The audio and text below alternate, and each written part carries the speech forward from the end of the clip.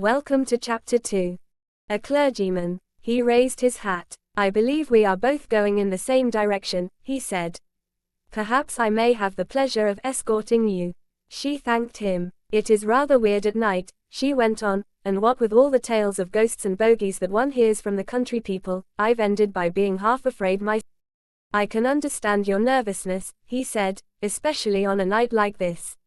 I used at one time to feel the same, for my work often meant lonely walks across the moor to farms which were only reached by rough tracks difficult enough to find even in the daytime. And you never saw anything to frighten you? Nothing immaterial, I mean.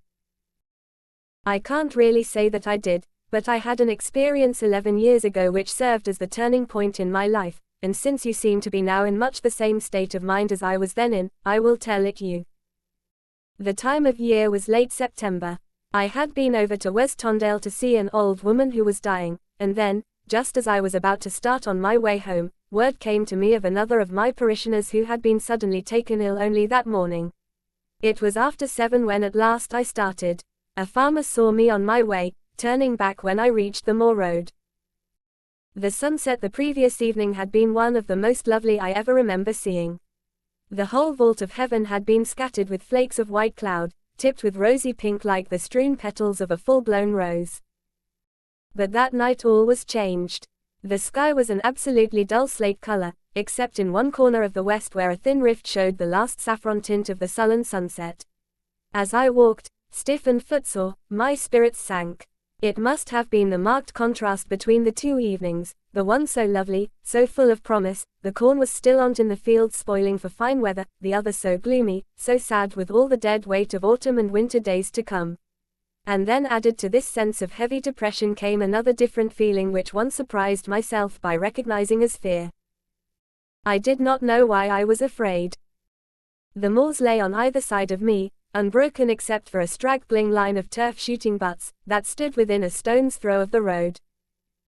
The only sound one had heard for the last half hour was the cry of the startled grouse, "Go back, go back, go back." But yet the feeling of fear was there, affecting a low center of my brain through some little used physical channel. I buttoned my coat closer, and tried to divert my thoughts by thinking of next Sunday's sermon. I had chosen to preach on Job. There is much in the old-fashioned notion of the book, apart from all the subtleties of the higher criticism, that appeals to country people, the loss of herds and crops, the breakup of the family. I would not have dared to speak, had not I too been a farmer. My own glebe land had been flooded 3 weeks before, and I suppose I stood to lose as much as any man in the parish. As I walked along the road repeating to myself the first chapter of the book, I stopped at the 12th verse. And the Lord said unto Satan, Behold, all that he hath is in thy power. The thought of the bad harvest, and that is an awful thought in these valleys, vanished.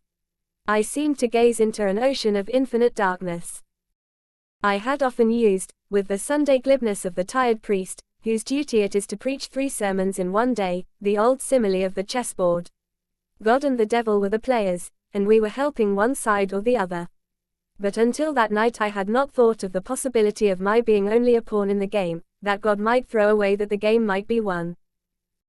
I had reached the place where we are now. I remember it by that rough stone water trough, when a man suddenly jumped up from the roadside. He had been seated on a heap of broken road metal. "Which way are you going, governor?" he said. I knew from the way he spoke that the man was a stranger. There are many at this time of the year who come up from the south, tramping northwards with the ripening corn. I told him my destination. "We'll go along together," he replied. It was too dark to see much of the man's face, but what little I made out was coarse and brutal. Then he began the half-menacing whine I knew so well. He had tramped miles that day, he had had no food since breakfast, and that was only a crust. "Give us a copper," he said, "it's only for a night's lodging." He was whittling away with a big clasp knife at an ash stake he had taken from some hedge. The clergyman broke off. "Are those the lights of your house?" he said. "We're nearer than I expected, but I shall have time to finish my story." "I think I will, for you can run home in a couple of minutes, and I don't want you to be frightened when you are out on the moors again. As the man talked, he seemed to have stepped out of the very background of my thoughts, his sordid tale, with the sad lies that hid a far sadder truth. He asked me the time. It was 5 minutes to 9. As I replaced my watch, I glanced at his face. His teeth were clenched, and there was something in the gleam of his eyes that told me at once his purpose. Have you ever known how long a second is? For a third of a second I stood there facing him, filled with an overwhelming pity for myself and him, and then without a word of warning he was upon me. I felt nothing. A flash of lightning ran down my spine, I heard the dull crash of the ash stake, and then a very gentle patter like the sound of a far distant stream. For a minute I lay in perfect happiness, watching the lights of the house as they increased in number until the whole heaven shone with twinkling lamps. I could not have had a more painless death. Miss Craig looked up. The man was gone, she was alone on the moor. She ran to the house, her teeth chattering, ran to the solid shadow that crossed and recrossed the kitchen blind. As she entered the hall, the clock on the stairs struck the hour. It was 9 o'clock. The end. Thank you for watching.